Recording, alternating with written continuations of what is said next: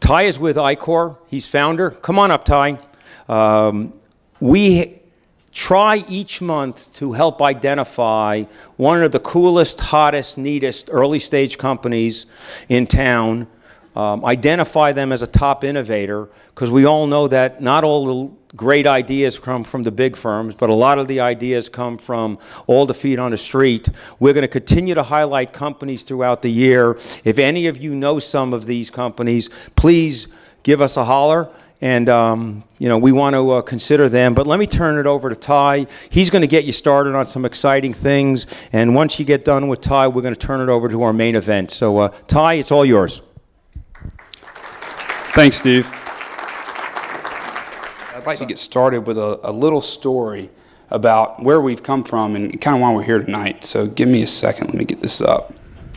So if you look up there at the top of the screen, you'll see one of Georgia's receivers just ran a pass route, and Florida's safety promptly lights him up pretty badly. And why that has any significance tonight is I was a walk-on the University of Georgia football team, and I got really lucky and got to stick around and play for a couple of years. And no, that was not me on that clip. I am far too slow to play receiver, but that was one of my best friends, and I was on the field that day. And as it turns out, let's go back up here. Chris made it to the sidelines after that hit and promptly collapsed and started coughing up blood. Now that happens in college football a lot more than we like to admit. It actually happened to me 2 years later covering a punt against Ole Miss. I somehow ended up underneath 300-pounders, and no, I did not make the tackle, and that happened way too often. But all that aside, when this happens, the way it's managed is with a pulse oximeter. And I'm sure some of us in the room tonight are familiar with what pulse oximetry is. But for those of us that aren't, a pulse oximeter is, hold on just a second, when you go to the doctor and they clip that really weird-looking thing on your finger, like this, and it shines red light through your finger. And what it does is it measures your heart rate and your oxygen saturation in your bloodstream. And it's important because it gives the doctor a snapshot of your cardiac and lung health. So when Chris came off the field that day, the first thing that our trainers did on the sidelines was hooked him up to a pulse oximeter. And what they found was his vital signs were a little bit low, but they definitely weren't terrible. So much so that being the tough kid he was, he talked his way back into the football game with one stipulation. He had to come out of the game every 3 or 4 minutes and get hooked back up to that device on the sidelines to make sure he was still stable.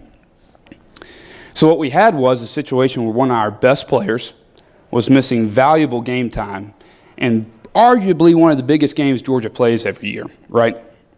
I know the Florida fans in the room might not agree to that, but for Georgia fans, it's one of the biggest games in the room. I guess as of late, it's a big Florida game too.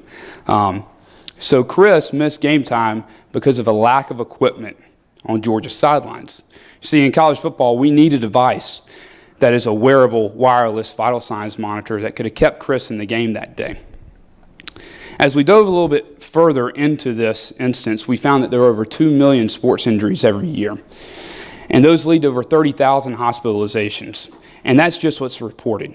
You know, with all the concussions on the rise and the physical nature of concussions, that number is a lot bigger because those don't get reported. We all know that football is a risky business, and it has been since the late 1800s when it was invented and came about. But we live in a day and age where we can begin to mitigate that danger. And it starts with building that wearable wireless vital sign monitor that would have kept Chris on the field that afternoon. For y'all over there, it wouldn't have really mattered. I think you beat us 40-something to 17 that day. But if nothing else, we need a device like that. Think of the parents' peace of mind. Football youth enrollment right now is the lowest it's ever been, and it's going to keep dropping, right? Unless we do something about it. And ICHOR, we're trying to do something about it, and this is where we're at. So right now we're on our 3rd prototype. We're testing with some of the athletes over at the University of Georgia, and we're set to unroll our full product offering starting this fall. This is our vision. a full, compact, wearable, vital signs and motion tracking monitor that can be worn on the wrist. And we've been pretty lucky and had some pretty cool celebrity endorsements. But instead of telling you about them, I'm going to show you them. What is that which flows through them? These modern gladiators. The elite. The immortal. What is that which causes some to stumble and others to soar? What hidden spark of vitality grants some the intensity, the intelligence, the endurance to transcend mortal limits? Does something different course through their veins?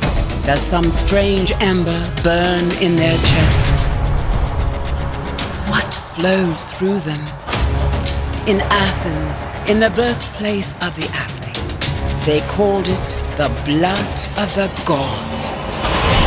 They called it ICHOR. So I show that for a couple reasons. First of all, it gets me really, really excited, if you can't tell, every time I hear about it. I go back to my playing days. I'm ready to go suit up and hit somebody. I guess I should say I didn't hit very many people in college. My job was to survive. I was a long snapper. The easiest way to get a spot on the bus, right? But that video shows people how serious we are, and we are serious. We do know athletics, and we're ready to hit that market, and we're ready to hit it coming this fall. But we also know that our technology has other applications.